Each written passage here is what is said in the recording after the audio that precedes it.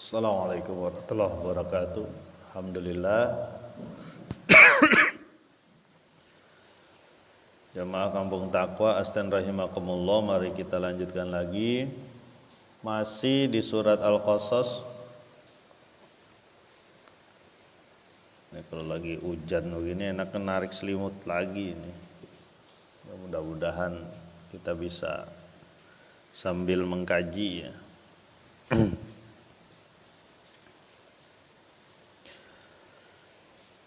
Jamaah Kampung Taqwa Astan rahimakumullah, kita sudah sampai pada pembahasan mengenai Nabi Musa memukul orang untuk membela kaumnya ya, yang memang sudah lama terzolimi kaum Kipti ya, kaumnya Fir'aun. Dan terlihat bahwa dia tidak betul-betul mau membunuh orang Kipti itu, tapi bermaksud hanya membela kaumnya. Tapi itulah rencana Allah terjadi. Kaum Kipti tersebut meninggal, mati ya. Dan Nabi Musa menyadari kekeliruannya dengan mengatakan bahwa ini adalah amalan setan. Dia tergoda ya. Itu yang kita sudah sampaikan. Mari kita lanjutkan lagi di ayat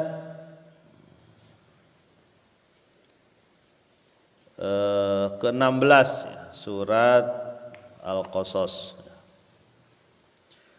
Bismillahirrahmanirrahim.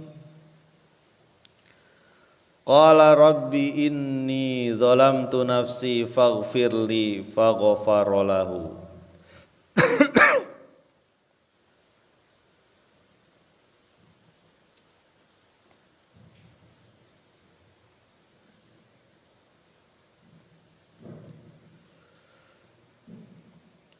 Innahu huwal ghafurur rahim. Berkata Nabi Musa, wahai Tuhanku, sesungguhnya aku sudah menzolimi diriku sendiri, ampunkanlah aku. Maka Allah mengampuninya, sesungguhnya Dia Maha Pengampun dan Penyayang. Jadi Musa menyadari bahwa dia telah zolim terhadap dirinya sendiri, sudah memperlakukan dirinya salah. Dia maksudnya membela saudaranya ataupun satu kaumnya, bukan untuk membunuhnya, tapi yang terjadi adalah orangnya kehilangan nyawa ya. Maka dia mengatakan, aku sudah zolim terhadap diriku, maka ampunkanlah aku.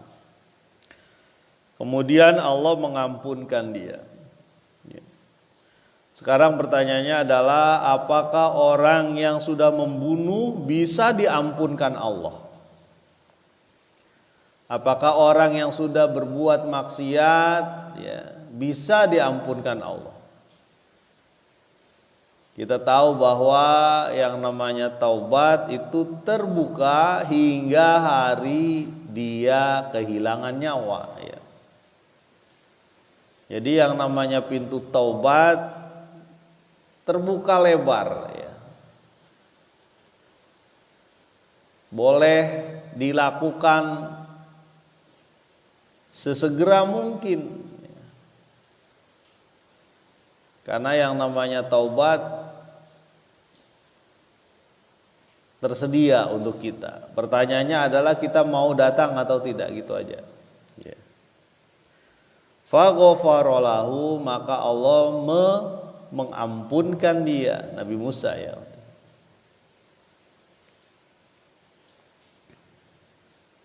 Innahu huwal ghafurur rahim. Sungguhnya Allah Maha Pengampun dan Maha Penyayang.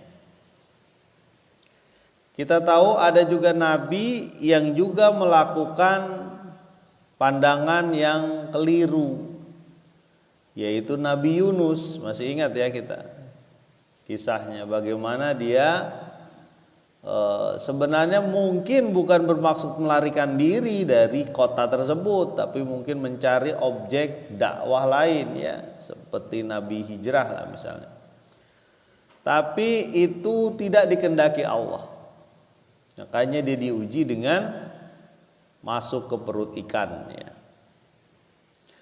Apakah Nabi juga pernah melakukan kekeliruan? Nabi Muhammad SAW pernah juga, karena kekeliruan itu manusia. Contohnya apa? Ketika dia cemburu ya kepada Aisyah, ya kita ingat ya waktu itu kisahnya. Dan dia tidak mendatangi Aisyah, cuma datang nanyain doang gimana kabarnya gitu ya.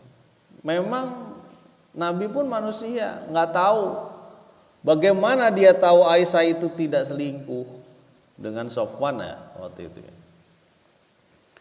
Nah, salah satu sahabat Nabi. Karena dia manusia, dia nggak punya apapun kecuali yang diberitahukan Allah Subhanahu Wa Taala. Ayat selanjutnya di ayat yang ke-18.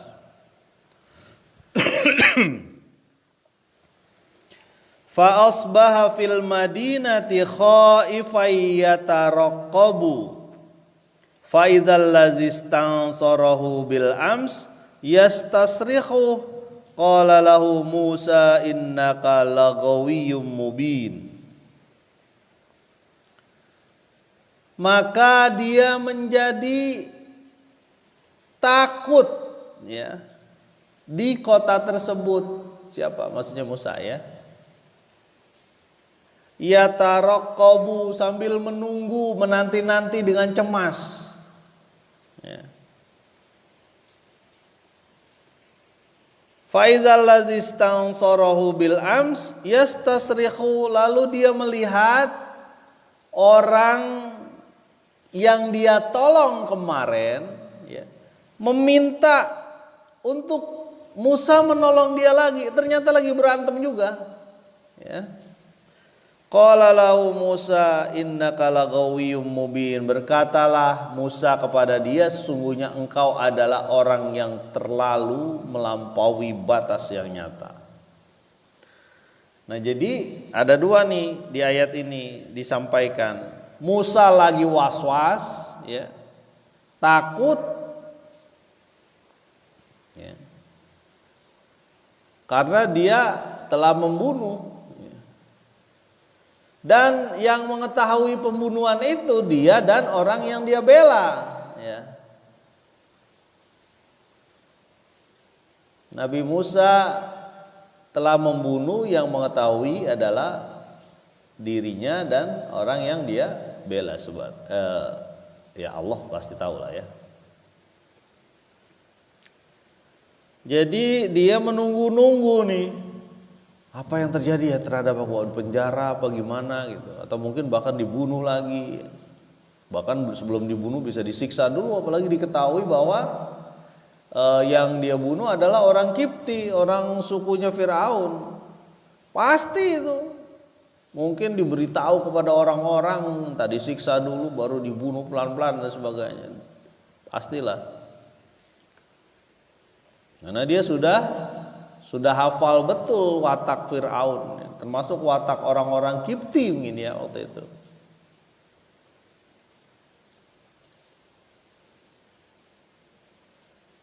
Lagi begitu dia ketemu dengan orang yang kemarin lagi. Ternyata orang ini tukang berantem, tukang berkelahi, suka ribut, ngajak ribut pada siapa saja. Kira-kira beginilah nih orang. Orang itu yang dibela oleh Nabi Musa ya. Kita gak kebayang itu, kita ketemu dia lagi. Dan masalahnya ketemu dia gak lagi ngapa-ngapain, kecuali dia sedang berantem juga. Dan dia minta tolong lagi sama Musa. Musa tolongin saya nih. Lah, ente kan yang kemarin gitu kan. Kira-kira begitulah. Jadi terbayang oleh kita dalam suasana kalut hatinya Musa, ya. Lalu dia pergi atau jalan lah mungkin. Ketemu lagi dengan orang itu. Dan orang itu lagi berkelahi juga. Berarti orang ini brengsek ini orang ini. Ya. Udah tahu gara-gara perkelahian dia seorang meninggal itu. Dia berkelahi lagi. Ya.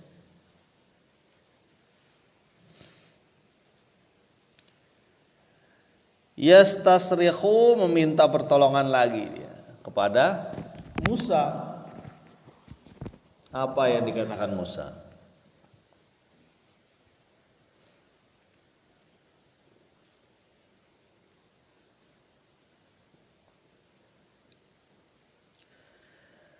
Qala lahu Musa innaka laghawiyyum mubin. Berkatalah Musa kepada orang tersebut, Anda ini sudah terlalu melampaui batas. Jadi sebenarnya ini bagian dari mengingatkan dia juga itu, supaya Anda sudah membuat orang jadi meninggal tuh. Saya membela Anda, Anda malah berantem lagi dengan orang Kipti juga. Ya, watak tukang berantem, ya. Mudah-mudahan kita nggak ada nih di kampung kita nih, ya. Ya. Makanya kata Nabi itu, Allah tidak menyukai orang yang tetangganya tidak selamat dari dia. Artinya ketika ada dia, tetangganya resah terus. Ya. Resah kenapa? Macam-macam yang dia buat. Kadang-kadang ya ada suara-suara yang membuat kanan kirinya jadi keberisikan, ya. Kadang-kadang ada aja yang dia omongin sehingga tetangganya juga jadi jengah, nggak enak, ya. Ada aja perlakuan yang dia buat sehingga orang kalau melihat dia itu sebal. Itu bahaya tuh. Kalau ada orang nih datang, kemudian dia lagi, itu bahaya tuh. Jangan-jangan orang tersebut yang membuat tetangganya tidak aman. Ya.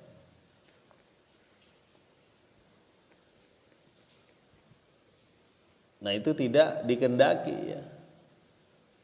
Ini sebenarnya cerita Nabi Musa ini mengingatkan lagi sama dia itu. Kamu udah ngelewat batas, kamu berantem lagi, coba. Di mana akal pemikiranmu? Ini bahasa saya aja, ya. Karena kan luar biasa udah terjadi pembunuhan gara-gara kamu berantem. Lalu kamu berantem lagi. Ya. Musa menyampaikan ini walaupun itu satu sukunya. Makanya itulah yang disebut dengan jangan pernah berpikir satu suku, satu saudara, satu keluarga ketika salah dibela terus. Salah itu. Kan kadang-kadang begitu, biarinlah saya belain, dia keluarga saya. Enggak bisa, ya. Namanya keluarga, tetap keluarga, tapi namanya salah harus disampaikan, ya. Begitupun ketika anak kita berantem dengan anak orang lain, asal aja disarahin anak orang lain. Kalau perlu dimaki-maki anak orang lain, enggak ditanya dulu. Coba tanya, apa masalahnya? Ya. Jangan gara-gara anak berantem, ibu bapaknya jadi pada berantem. Anaknya mau udah main lagi, udah main bola lagi. Ibu dan bapaknya antar tetangga berantemnya terus-terusan. Anaknya aja udah main lagi gitu. Kadang-kadang tuh gak masuk akal memang kita. Ya. Kita bela anak kita. Sekuat-kuatnya. Pokoknya anak kita nangis, anak orang lain siapa yang ngasih tahu? Siapa yang udah kalau perlu dipukul anak orang lagi. Naudzubillah. Tanya dulu, sabar. Ini kan kadang-kadang begitu. Anak saya nangis, ada kalau bisa saya nangisin lagi orang itu. Naudzubillah. Jangan. Anak kita kalau salah, sebut salah. Ya. Anak orang lain kalau salah, sebut salah. Tapi gak bisa sembarangan kita pukul lagi. Contoh ya, misalnya anak kita dipukul sama anak orang, dan itu jelas ada saksinya menyatakan bahwa dia memang dipukul. Lalu kita pukul lagi anak orang itu, nggak bisa, karena kita pukulan orang dewasa. Ya, pukulan orang dewasa beda dengan anak-anak, dihajar bisa nyesek dadanya. Ya. Kadang-kadang kan begitu tuh. Kalau bisa kita balas lagi, dan balasnya lebih dari pada saat itu. Jadi kata Nabi sallallahu alaihi wasallam, "Lau kana Fatimatu saroko faqata'na iyadaha." Kalau saja Fatimah itu mencuri, aku yang akan potong tangannya. Kami akan potong tangannya. Ya. Itu keadilan. Walaupun anaknya. Makanya ada seorang sahabat itu yang membiarkan anaknya dicambuk gara-gara mabuk. Ya. Ibnu Umar atau Umar bin Khattab, saya lupa. Membiarkan anaknya dicambuk gara-gara mabuk. Ya. Qadi hakim sudah menyatakan bahwa dia memang mabuk. Dibiarkan, dia tidak cegah. Kenapa? Karena ini keadilan. Ketika dia salah, dapat hukuman. Kalau bahasa sana dapat punishment. Ya. Karena kalau dibiarkan, jangan. Itu nanti yang anak itu anak pejabat tuh. Jangan dimasukin penjara dong. Nanti bahaya kita. Kedudukan kita bisa berbahaya. Nah, itu contohnya. Nggak bisa. Jadi salah satu sahabat itu ada yang membiarkan anaknya dicambuk. Ya. Oleh petugas gara-gara dia mabok.